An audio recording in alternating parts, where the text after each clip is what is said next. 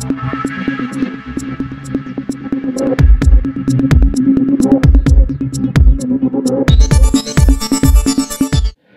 اللہ الرحمن الرحیم. ناظرین، پروگرام کرنٹ افیئر کے ساتھ آپ کا میزبان سید آصف علی حمدانی حاضر خدمت ہے.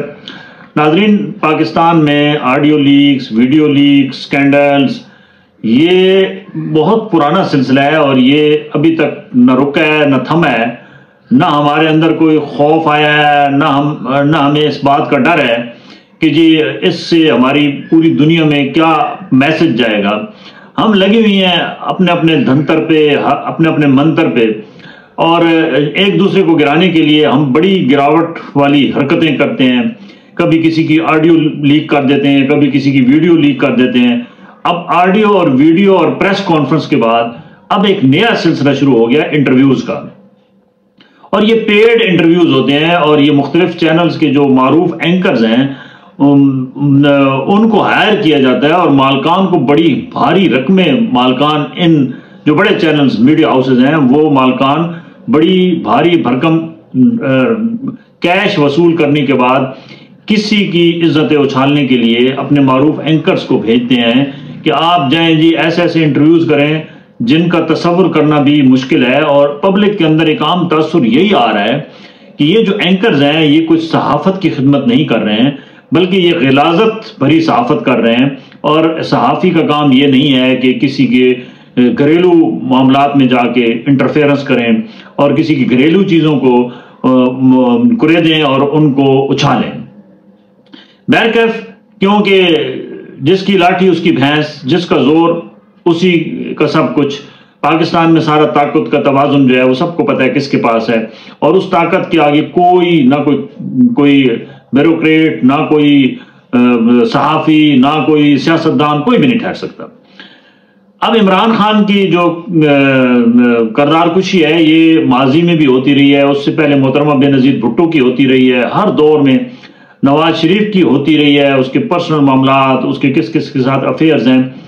اس حمام میں سارے ہی ننگے ہیں. کوئی نہیں یہ کہہ سکتا کہ جی میں بڑا صاف ہوں، میں بڑا پاک باز ہوں. ہر ایک کا سکینڈل جو ہے وہ موجود ہے اس وقت. کیونکہ عمران خان ریڈار پہ ہے تو عمران خان کا جو مختلف کیسز ہیں اس میں جب نظر آ رہا ہے کہ عمران خان وہاں سے ان کیسز سے نکل جائیں گے، جو ان کے تکڑی ٹیم ہے، جو ان کی کورٹ کی ٹیم ہے، وکلاء کی ٹیم ہے، وہ بہت سٹرونگ ہے اور بڑے بڑے نامور لوگ اس میں شامل ہیں. لطیف کھوسہ، چودھری اعتزاز احسن، جو پاکستان کے نامور جو ہے وہ قانون دان ہیں، وہ اس وقت عمران خان کا دفاع کر رہے ہیں. سلیم، اور جس سے یہ ظاہر ہو رہا ہے کہ عمران خان کے اوپر جو مختلف نوعیت کے کیسز بنائے گئے ہیں وہ اس سے شاید نکل جائیں گے. اب کیونکہ ان کے نکلنے کے جہاں سے بھی چانسز ہوتے ہیں ان کے لیے ایک نیا، ہر روز ایک نیا کیس اور ایک نیا انٹرویوز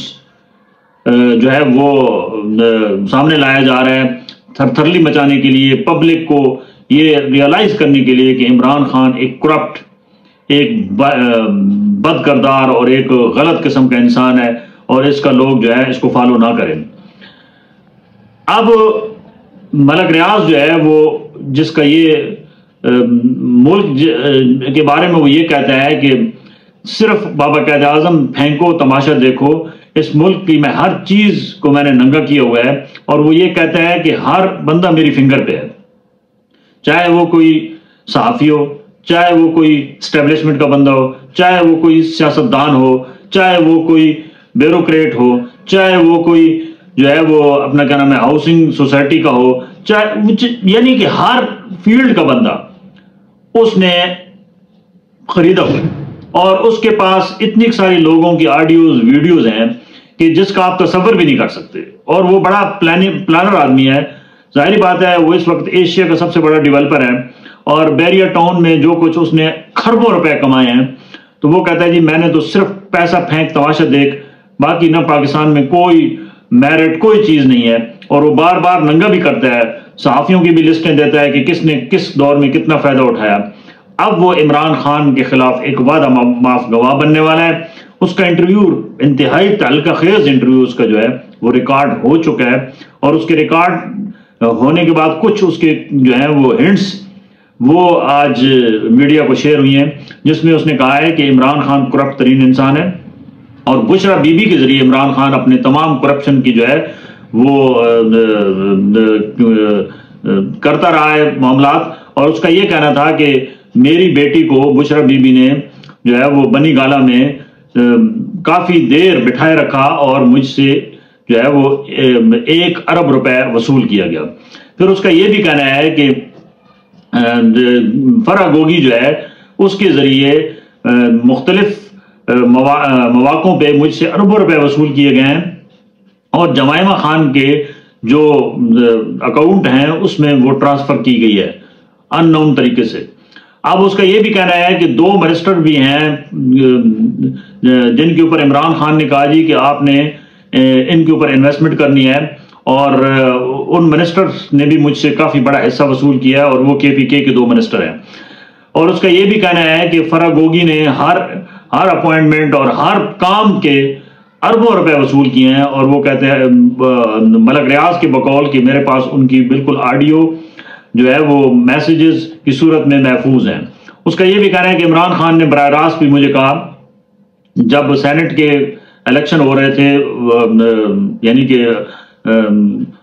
کہ ان لوگوں کو آپ نے ان کے اوپر انویسٹمنٹ کرنا ہے، اور یہ میرے بندے ہر صورت میں جو ہے وہ سینٹ کے اندر یہ بندے بھی پہنچنے چاہیے۔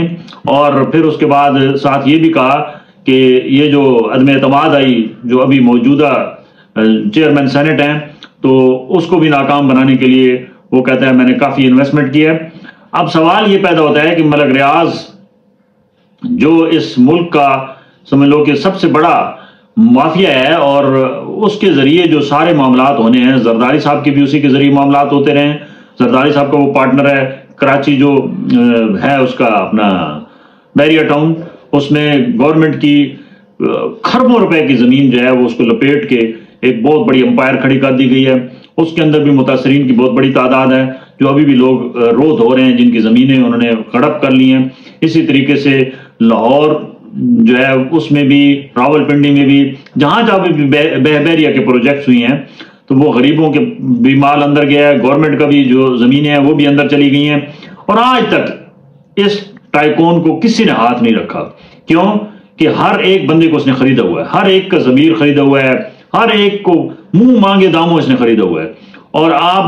وہ وعدہ معاف گواہ بننے جا رہا ہے القادر ٹرسٹ کے معاملات میں، اور عمران خان کے گلے میں وہ سارا ایک نیا کیس فٹ کیا جا رہا ہے، اور ملک ریاض کو کا انٹرویو جو ہے وہ اگلے چند روز میں جو ہے وہ نشر بھی کر دیا جائے گا۔ اب سوال یہ پیدا ہوتا ہے کہ اس قسم کے انٹرویوز، کیونکہ ایک چند دن پہلے شاہ زیب کے انٹرویو پہ ابھی بھی جو پبلک اس کا حشر نشر کر رہی ہے سوشل میڈیا پہ، وہ ان بلیوڈ ہے۔ شاہ زیب کے خلاف جو نازیبہ قسم کی شاہ زیب نے گفتگو کی ہے، اس کے خلاف نازیبہ ہی کومنٹس آ رہے ہیں، اور کوئی بندہ ماننے کو تیار ہی نہیں ہے۔ وہ سب کہہ رہے ہیں کہ یہ پیڈ انٹرویو ہے، اور خاور مانیکا کو لانچ کیا گیا ہے عمران خان کے خلاف۔ اب ملک ریاض کے انٹرویو پہ بھی لوگوں کی یہی تاثرات آئیں گے، اور آپ دیکھیں گے کہ اس کو بھی کوئی بندہ تسلیم نہیں کرے گا۔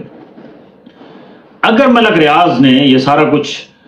عمران خان کے کہنے پہ کیا ہے تو ملک ریاض کو کیا ضرورت تھی کہ وہ اربوں روپے ان پہ انویسٹ کرتا؟ سوال یہ ہے، اور اگر اس نے کیے ہیں تو کس کیپیسٹی میں کیے ہیں؟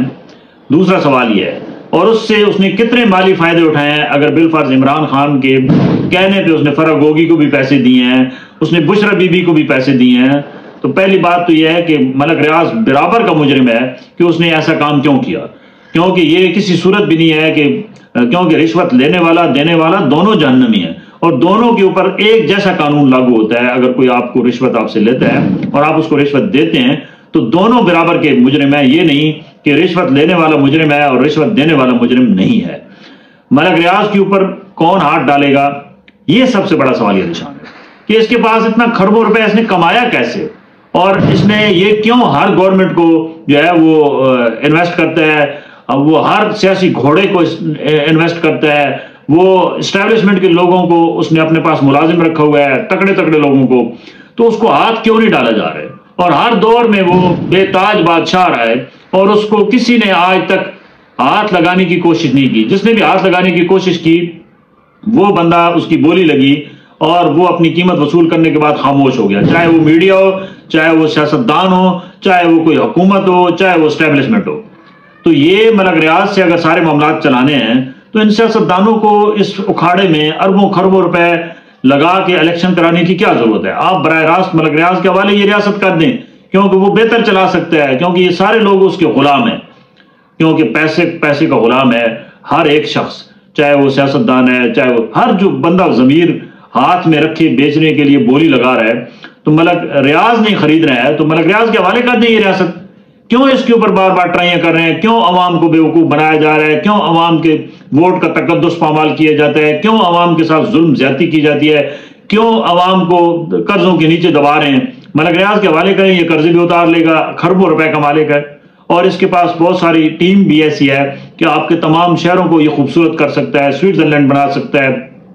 انفراسٹرکچر آپ کا تبدیل کر سکتا ہے، یہ سب کچھ کر سکتا ہے۔ تو اس کے حوالے کریں۔ میرے خیال میں اب جو ہے یہ ٹرننگ پوائنٹ ہے اس ملک کا، کہ اگر اب بھی اس قسم کی اگر بیہودہ حرکتوں سے اس ملک کو چلانے کی کوشش کی گئی جیسے ماضی میں ہوتے رہا ہے، تو یہ ملک اب نہیں چلے گا، کیونکہ اب پبلک کے اندر اویئرنس آ چکی ہے اور پبلک سمجھتے ہیں کہ یہ کہاں سے بٹن دبایا جا رہا ہے، اور یہ جو آگے مینا بول رہا ہے یہ کس کی زبان بول رہا ہے، اور اس کے پیچھے کون کون لوگ ہیں، یہ سب لوگ جانتے ہیں۔ اب کوئی کسی کے اس قسم کے interviews, audio leaks, video leaks پہ اعتماد کر کے وہ نہ پیچھے ہٹنے والا ہے، نہ ہی کوئی اس ملک کے ساتھ جو ہے وہ آگے کوئی بات ماننے کو تیار ہوگا۔ تو ضرورت اس امر کی ہے کہ اب یہ تمام جو ہے یہ ہتھ کنڈے ختم کیے جائیں اور اس ملک کو ایسی ڈائریکشن میں لے جایا جائے جہاں سے عوام کو ریلیف مل سکے۔ بہت شکریہ، اپنے گرد و نواح کے لوگوں کا خیال کیجیے گا۔